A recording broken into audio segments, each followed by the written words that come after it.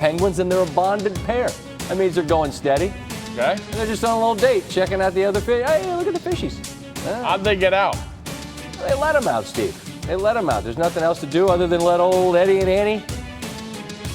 It's like a Ben Folds song. Oh. Eddie and Annie, the Penguins. All right, let's get serious. A busy Monday night, late Monday night. Fox Sports' Jay Glazer tweets that Stephon Diggs has been traded to the Buffalo Bills. The get back is pretty impressive. A first, which is 22nd overall. Vikes could go wide receiver in this loaded draft at that position if they like. They also get a fifth and a sixth this year and a fourth next year.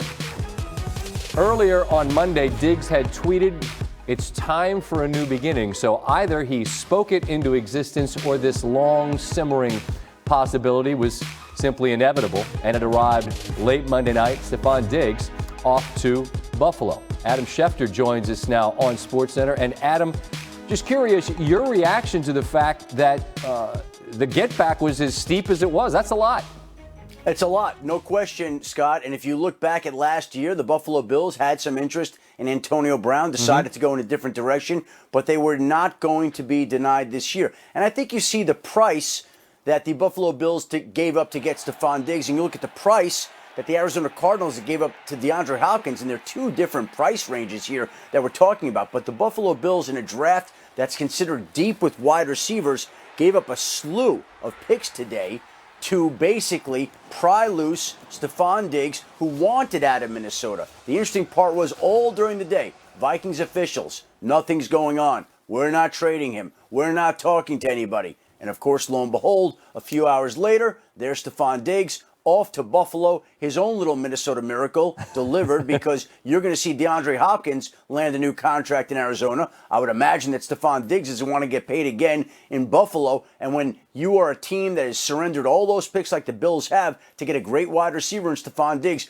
you're going to have some leverage to get the kind of contract you want. This is a business game, Scott. This is a money play. And again, Stephon Diggs is going to Buffalo. He's going to want to get paid, I would imagine. But the Bills got the wide receiver that they want to team with Josh Allen to move this team forward in an AFC East that might be a little bit more evenly matched if Tom Brady goes ahead and leaves New England. That to be continued there. Sit tight, Adam. I want to get to the Buffalo receiving corps. Josh Allen's wide receivers have undergone quite a change since he was selected in 2018. The depth chart went Zay Jones, Robert Forster, and Kelvin Benjamin.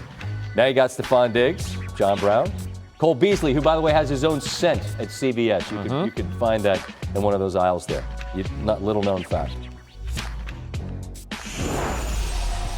All right, the breaking news that Adam Schefter has just recently shared with the world.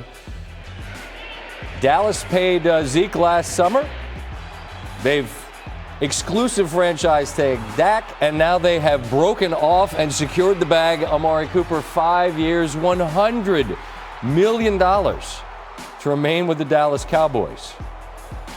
So you see the moves there for Dallas, and Byron Jones is gone. He's been, speaking of the bag, he's now the highest paid corner in the league.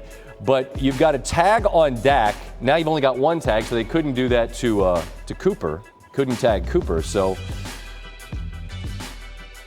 you want to get an idea of what he means to this Dallas offense. 1,914 receiving yards since joining the Cowboys week 9 of the 2018 season. Good for 5th in the NFL. Shares the NFL lead with 14 touchdowns in that span. Remember when he came over, you were under a pretty steep price. Well, he's paid off. Obviously, he's been quite a target for Dak Prescott. Over the past 2 seasons, Dak's posted a 68 QBR with 68% completion percentages to Cooper on the field, and those numbers fall to 59 and 54 when Cooper's off the field. Cowboys offense, it's been a force. They led the league last season with over 400 yards per game, ranking 2nd in passing, and they ranked 5th in rushing yards per game with Zeke Elliott in the backfield.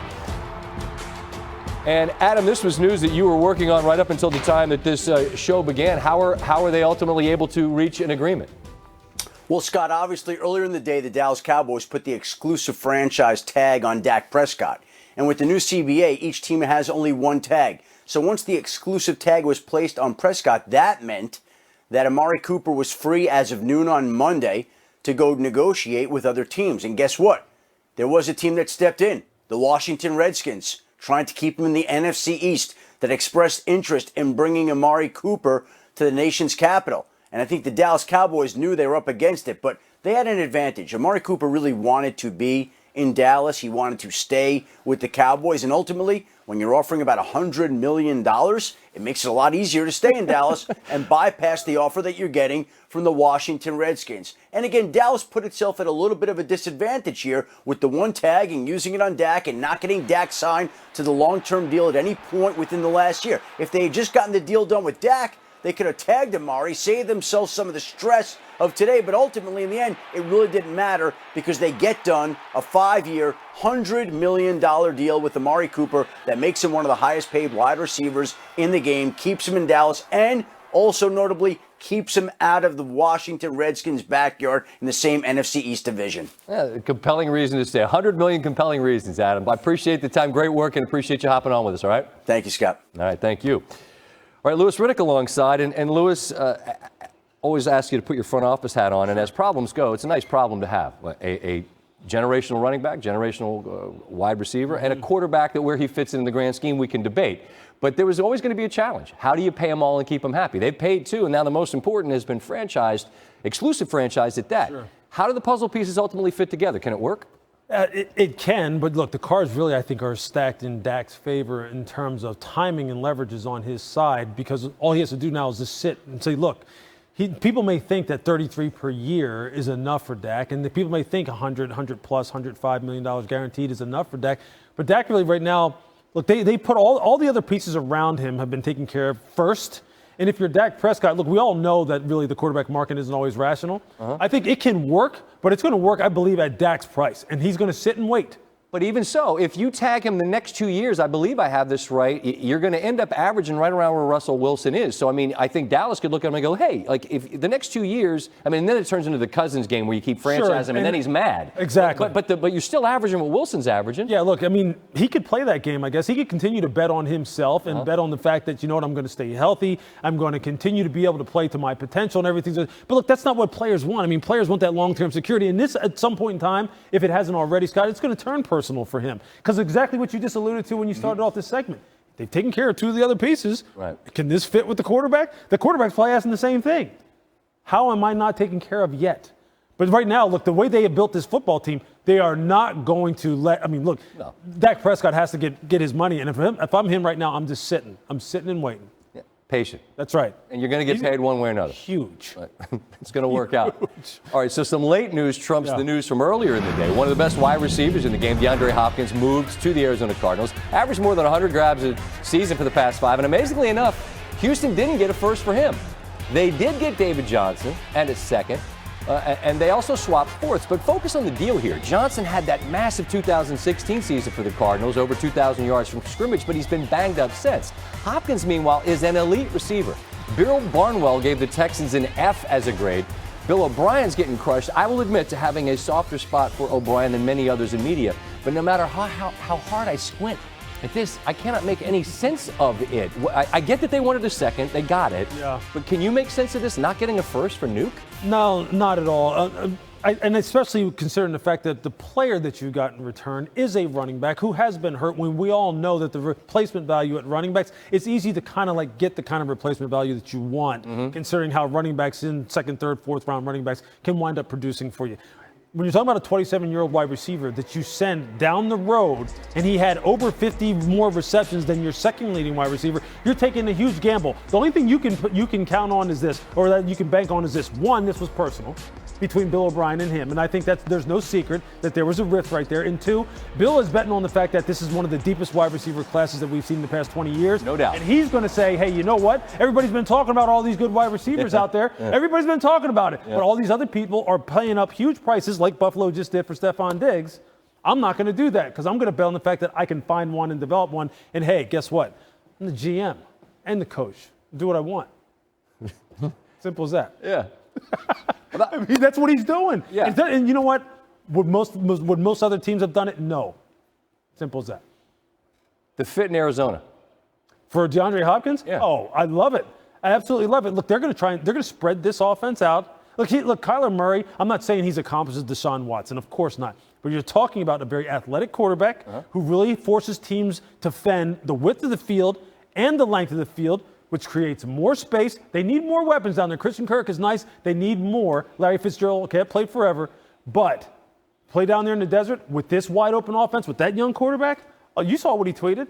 He's happy as heck. Yeah, Kenyon Drake's going to get his too. Oh, absolutely. He exploded once he got out there. Absolutely. They've got some nice pieces. All right, there's plenty more to get to here. And there's a lot of other tags to discuss. After a season spent not playing following a training camp injury, A.J. Green tagged by Cincinnati. I wondered after talk of his return never materialized if he was simply intent on not playing again for the Bengals. Maybe it was more a matter of not playing again until a new deal and more guaranteed money was agreed upon. He's an interesting case. He's not close, in my opinion, to Thomas Jones or Hopkins in terms of a tier. And with a ton of talent coming in at that position, I wonder what he's going to get. Just how much can Green expect to get in terms of a ceiling?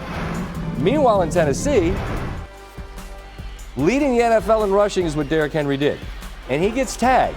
And that's drawing some blowback from other NFL players after Ryan Tannehill got the giant extension, because clearly Henry carried the mail in the playoffs along with that defense.